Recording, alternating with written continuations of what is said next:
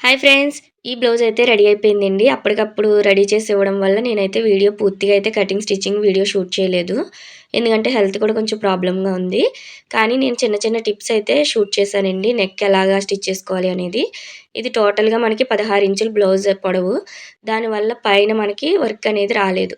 అది ఎలా స్టిచ్ చేసుకోవాలి, అలానే కిందన నడానికి కట్ వర్క్ ఎలా వేసుకోవాలి అనేదైతే వీడియో షూట్ చేశాను. హ్యాండ్స్‌కి కూడా కట్ వర్క్ వచ్చిందండి. ఇదెలా స్టిచ్ చేసుకోవాలి కూడా చూపిస్తాను. అయితే మనకి ఈళ్ళు డైలీ కస్టమరే కాబట్టి వీళ్ళ బ్లౌజ్ నెక్స్ట్ టైమ్ ఎప్పుడొచ్చినా కూడా నేను వీడియో అనేది కటింగ్, స్టిచ్చింగ్ పెడతాను. కస్టమర్‌కైతే చాలా నచ్చిందండి. కరెక్ట్‌గా ఉంది ఫిట్టింగ్ అనేసి. చూసారు కదా! మనకి ప్రిన్సెస్ కటింగ్ వస్తుంది. Direct prince cutting. హుక్స్ పట్టి, కాజా పట్టి మధ్య కూడా గ్యాప్ రాదు. నెక్‌కైతే థ్రెడ్ పైపింగ్ చేశాను. నార్మల్ పాదంతోటే ఇంత సన్నగా వస్తుంది ఫినిషింగ్ కూడా. బయట ఎంత నీట్‌గా ఉందో లోపల కూడా ఇలా లోడింగ్ పద్ధతిలో చేశామంటే ఫినిషింగ్ చాలా బావుంటుంది. శారీ మొత్తం కూడా కట్ వర్క్ వచ్చిందండి. చాలా బావుంది కలరు, శారీ కూడా. మీకెలా అనిపించిందో కామెంట్ చేయండి. నచ్చితే లైక్ చేయండి.